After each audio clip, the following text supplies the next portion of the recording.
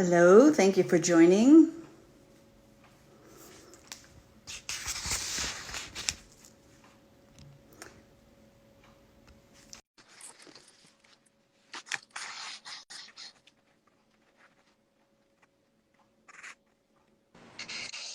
Hello, hi Ellen, Hello. how are you? Good. How are you? Good. We've got people coming in, so let me make a formal introduction. So today we are kicking off a series with a number of our collaborators for the Inclusion Impact Index, our survey. And our first guest today is Ellen Bateman, who's joining us from the Global Entrepreneur Network. And we will just refer to that as GenGlobal, just to make it a little easier. So a little bit about Ellen. Ellen is the director of the US ecosystems with the Global Entrepreneurship Network, and her primary responsibility includes supporting the ecosystem in the US and encouraging US participation in the Entrepreneurship Week. So thank you for taking the time to join us and for sharing more about both what your company does, what you do at the company, and also our collaboration with the index. So let me pass it off to you and tell us a little bit more about what you do, what your day job is, and your responsibilities. Sure. So thanks so much for the introduction, Sandra. So again, my name is Ellen Bateman, and I'm the director for US ecosystems at Gen. In my day-to-day, I form a network of US ecosystem builders who provide resources to entrepreneurs at any stage of their entrepreneurial journey. So a lot of that is gearing up towards Global Entrepreneurship Week, which we host each fall. So it's November 8th through 14. And a huge part of that is centered around 4 themes: inclusion, education, ecosystems, and policy. And we encourage activities to spark conversation and access to resources that kind of centered around those 4 themes. So a lot of my day-to-day is interacting and recruiting participation from organizations across the country. Great. And you're in 180 countries, and I can see people joining us from many places around the world. You have a very global network, which is great to see. And you also have a lot of programs, both for startups in the US, companies in the US, and outside of the US. Could you talk about those programs in a little more detail? Sure. Well, of course, Global Entrepreneurship Week, as I mentioned, is really one of our keystone programs where all 180 countries participate during the same week. So that's huge, and it's a wonderful celebration of entrepreneurship. But we also have the Entrepreneurship World Cup, also in over 100 countries. So it's a great time for countries to participate and compete at the national stage, and also have the opportunity to compete for large prizes on the global stage as well.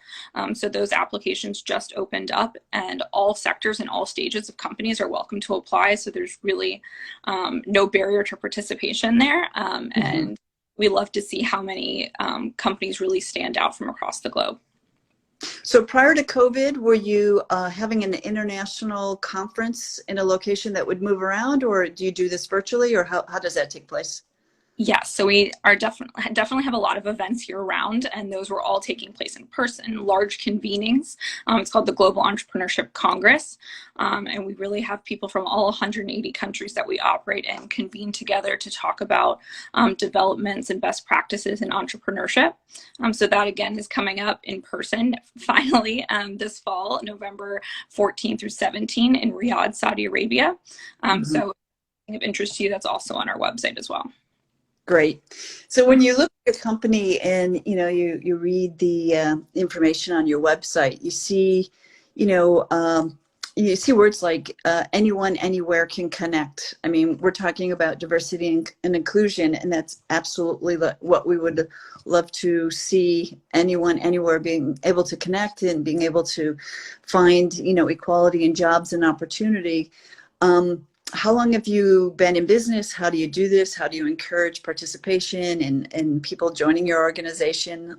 How do you kind of grow it and keep to that vision? Sure. So how it operates is that we do have a managing director in each of the countries we operate in.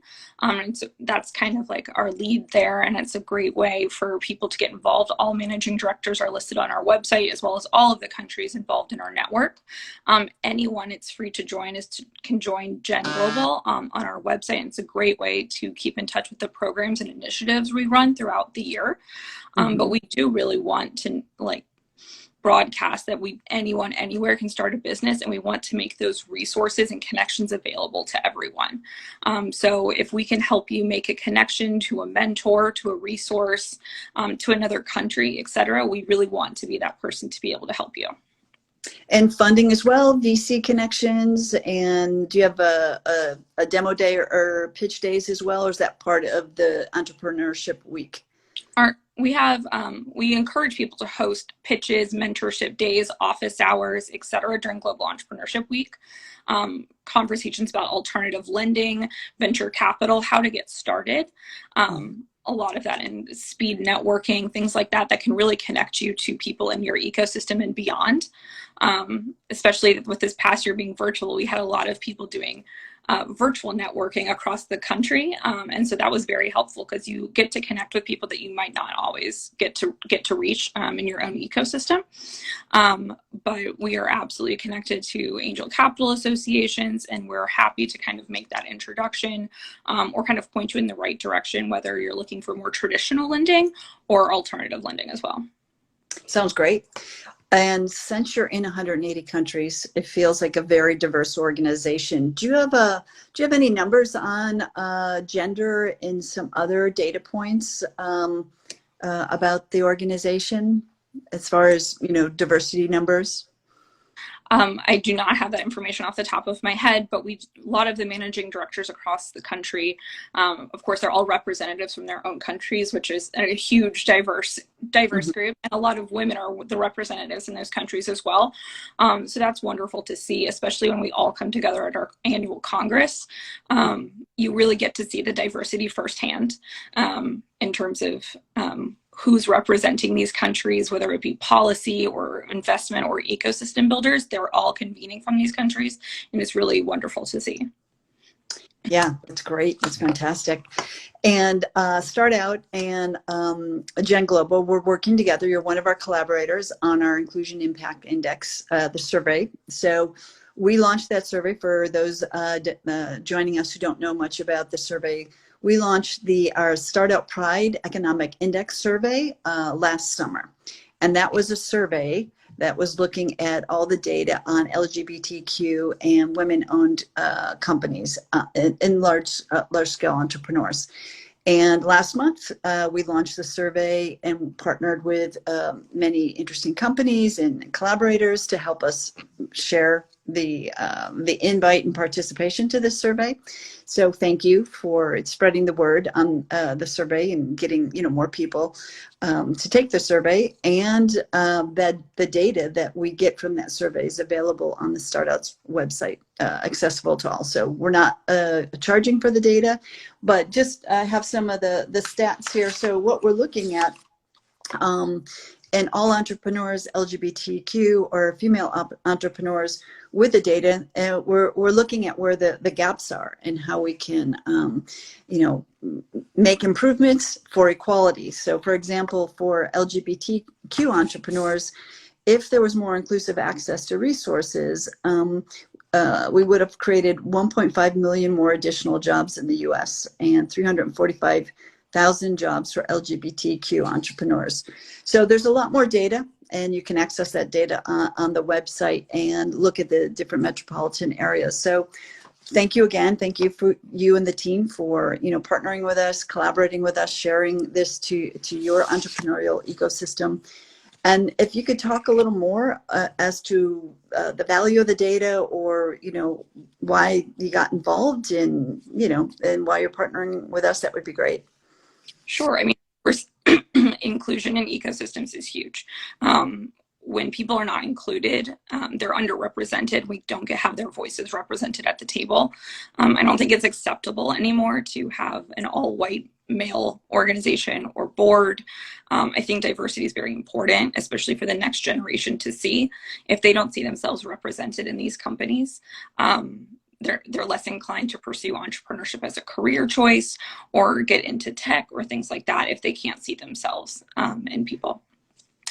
It's also really important for us to see from the data which communities are very strong.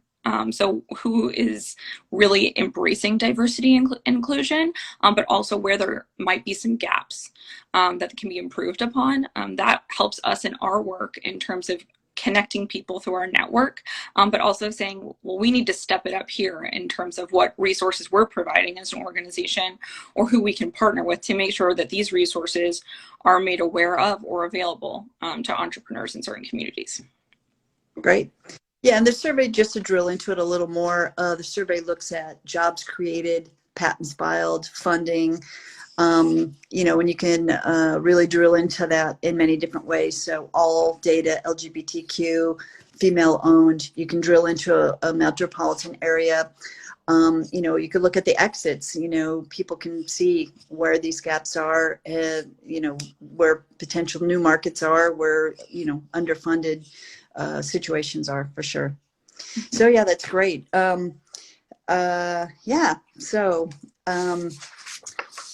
We are glad to be working with you, and we're glad to have this series every Wednesday. And I would definitely love to hear more about so the Entrepreneur Week. I saw something like you had 40,000 events. We do. We have about 40,000 events across the globe that take place. And it went on with COVID just in a virtual format for the first time. And I think a lot of that is here to stay, mostly because people realize that they could reach people outside of their community where GEW normally takes place. It's very entrenched in your city, your county, but now reaching other cities within their state, or they can share best practices with another city in the United States or another country. Do you want to connect with a sister city, or are you really fascinated about what Israel's doing in their tech community? We can kind of help facilitate those relationships.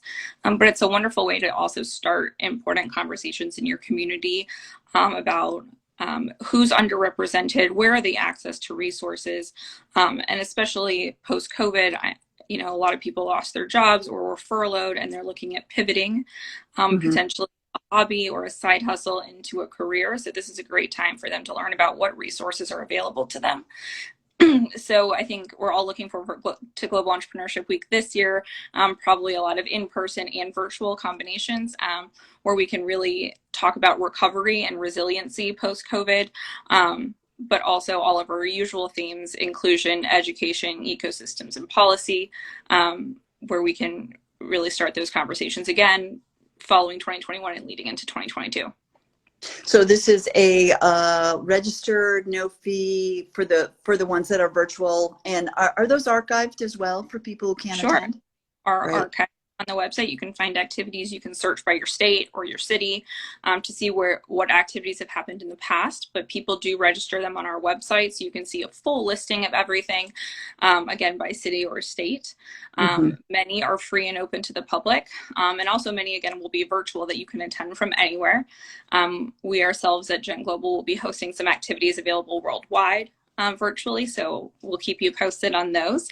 But Global Entrepreneurship Week is really hosted by your own communities. So anyone, anywhere can host an activity, up to you. Anything involving entrepreneurship, we really encourage you to get involved in this global celebration.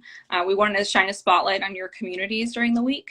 And so this is a great way to put yourselves on the map in the United States and globally. So we love to share the activities that you all are doing via our social channels. To learn more, you can go to gewusa.co and see what happened last year, and connect with me if you have any questions. Yeah, it sounds great. It actually sounds like a 24/7 kind of event happening everywhere around the world. And also timely as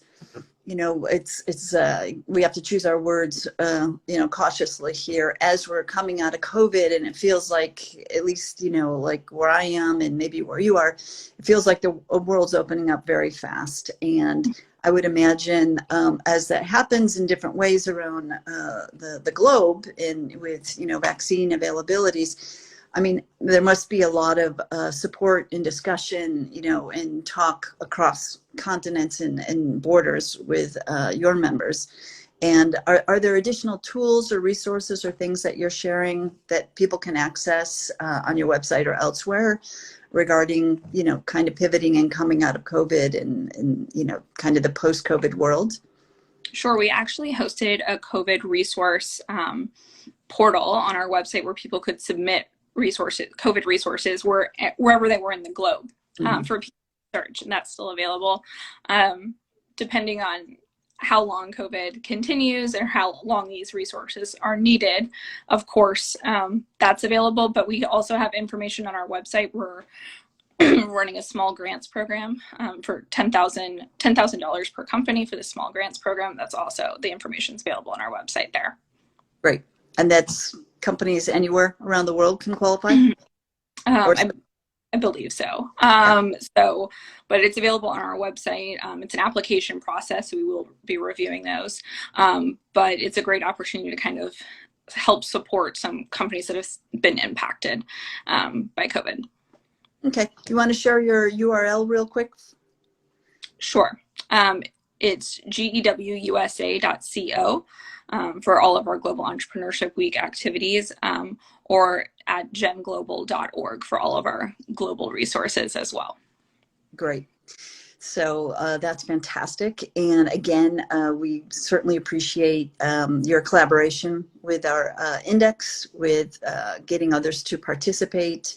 It is a 2 to 4 minute, easy to fill out survey that's confidential, highly confidential. The data is available to all, but it's anonymized, so it's confidential along the way there. So, and I also just wanted to share for those who've dialed in, we will be having a weekly either Instagram Live or a Clubhouse conversation with our collaborators every Wednesday moving forward. And thank you, Ellen, for being the first guest here. And we have a number of other people, companies, collaborators lined up, Google for StartOut, Flix, Grid 110, and others. And we're really just trying to spread the word that this survey is there, and it is available to fill out with ease, to just a few minutes, and it's confidential. And we appreciate those that have started companies in the U.S. taking part in it. So we have just a few more minutes left. It's great. Your organization is touching a lot of people. What I'm not crystal clear on is like, how small of a company can you help, and how large of a company? What is kind of the scale?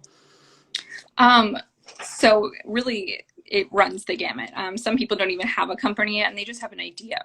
And we have those people as well to get connected, because we can also direct them, help them make that first next step. Do they need to go to an SBDC for resources, or can they learn from their local chamber, etc.? Or do they need a connection to a VC or that really next seed round, things like that? So really, there's no limit on the size that we want to get people involved.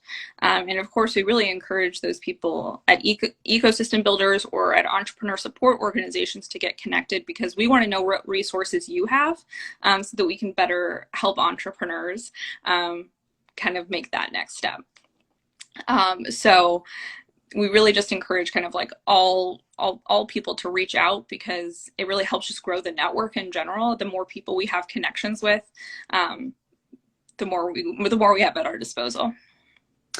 Yeah, there's a question just came in. It said, could you talk a little bit more about how research exit strategies as a founder, it's for both of us, of LGBTQ client focuses companies?